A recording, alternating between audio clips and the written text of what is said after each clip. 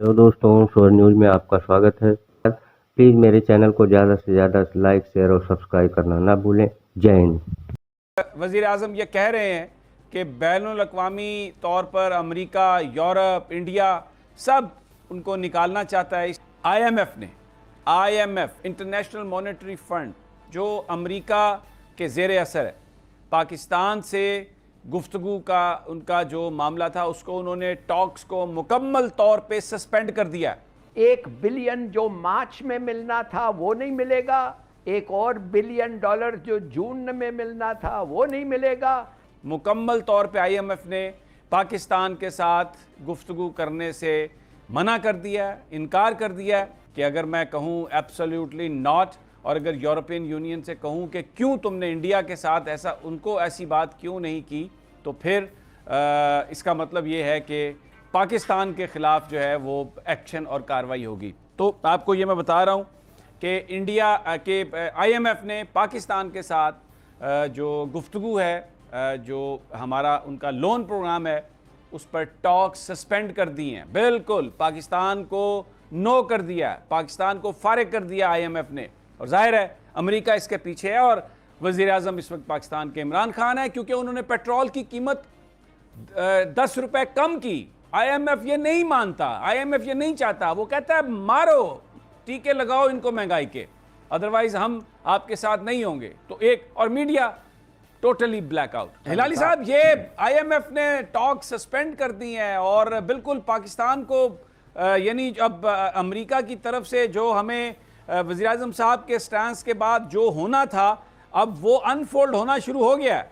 जनाब हिलाली साहब, बिल्कुल IMF ने टॉक सस्पेंड कर दिया है। आपको कोई और पैसा उनको मिलेगा नहीं, आप उनसे आपको कुछ नहीं मिलेगा।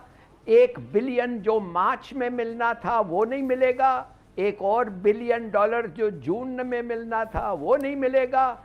सितंबर में तीसरा जो बिलियन मिलना है वो भी नहीं मिलेगा, कोई और ट्रांच नहीं मिलेगी। और जब आप सितंबर में बैठ के उनसे बात करेंगे तो फ्रेश निगोशिएशन शुरू होंगे। ये है उनका कहना। अब 3 दिन से मैं ये कह रहा हूँ, मगर पता नहीं ये हमारे मीडिया को पता नहीं कोई रिस्ट्रिक्शन है, कोई बताता ही नहीं है। कम से कम एक दिन आ जाता अगर गलत है, मगर ये गलत नहीं है।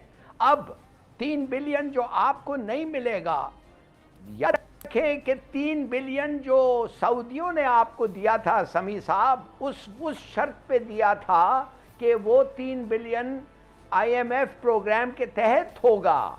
क्या अगर वो IMF प्रोग्राम सस्पेंड हो गया है तो क्या उसको भी वापस करना पड़ेगा? तो देखिए ये एक बहुत बड़ी बातें हैं। और आपने ठीक कहा आपके इंट्रो में, ये इसलिए हो रहा है कि वो कह रहे हैं कि आपने 2-3 चीज़ें ऐसी की हैं जो आपने कहा था आप नहीं करेंगे।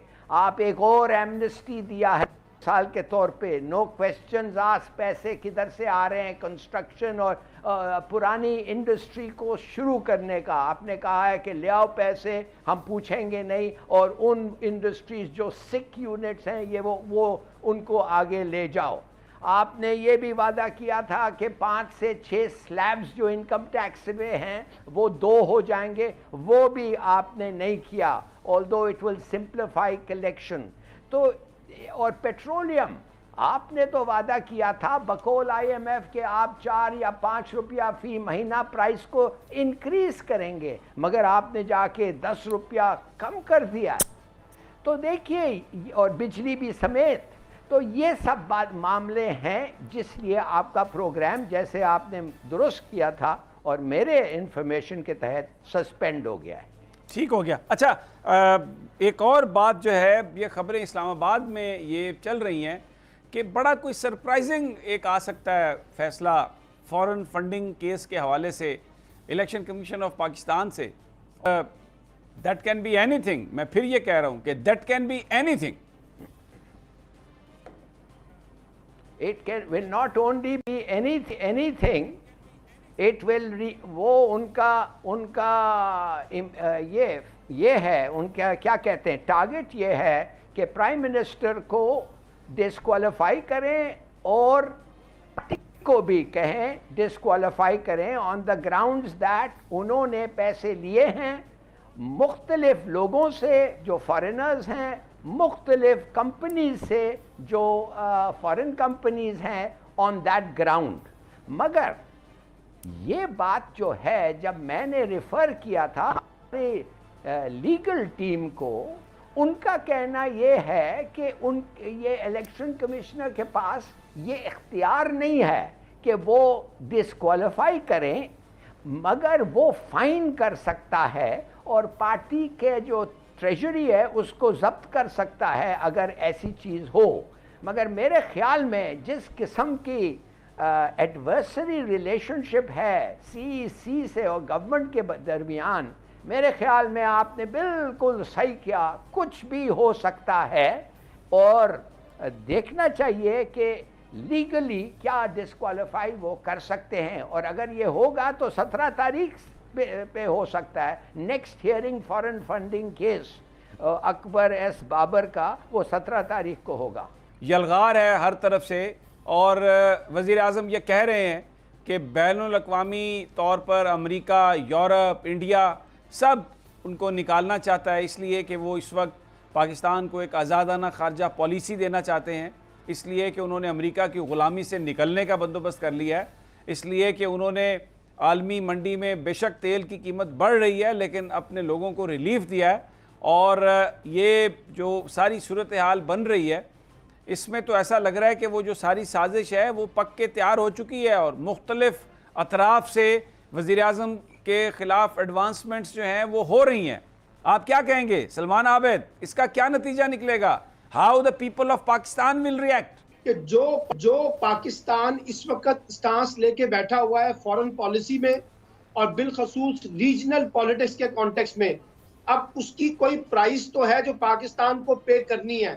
اور وزیر اعظم نے جتنے بولڈ سٹانس سے اپنے موقف کو دہرایا ہے اور چائنا کو اپنا ایک اسٹریٹجک پارٹنر کہا، رشیا کا دورہ کیا، یورپین یونین کے بارے میں جو گفتگو کی، ایبسولوٹلی ناٹ کا نعرہ لگایا، اور بار بار وار آن ٹیررزم کے کانٹیکس میں امریکہ کے کردار پر شدید تنقید کی، تو اس کا ایک ریفلیکشن تو ہمیں نظر آ رہا ہے کہ بین الاقوامی دنیا پاکستان پہ دباؤ ڈالنا چاہتی ہے.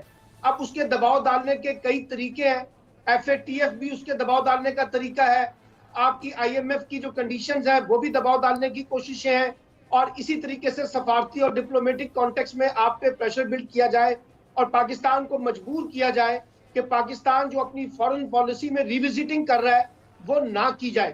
یہی وجہ ہے کہ کچھ انٹرنیشنل کانسپائریسیز جو ہیں وہ عمران خان کے خلاف خاص طور پہ ڈیولپ ہو رہی ہیں، اور وہ یہ سمجھتے ہیں کہ عمران خان ایک مضبوط کردار کے آدمی ہیں جو خاص طور پہ بین الاقوامی سیاست کے اندر وہ کچھ کرنا چاہتے ہیں جو اس وقت مغرب یا امریکہ بالخصوص نہیں چاہتا.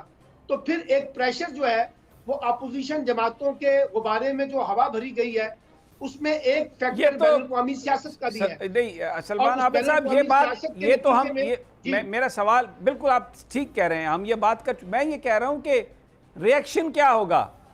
اس وقت لوگ جو ہیں جلسوں میں تو آئے ہیں، اور ڈی چوک پر بھی وزیر اعظم صاحب نے کہا ہے کہ آئیں، تو یہ دوسری طرف اپوزیشن بھی کہہ رہی ہے کہ ہم وہاں پر آئیں گے، تو یہ ہم کس طرف جا رہے ہیں؟ دیکھیے ریئیکشن تو لوگوں نے دیا ہے. عمران خان کے جلسوں میں آ کے جتنی زیادہ تعداد میں لوگ آئے ہیں وہ اسی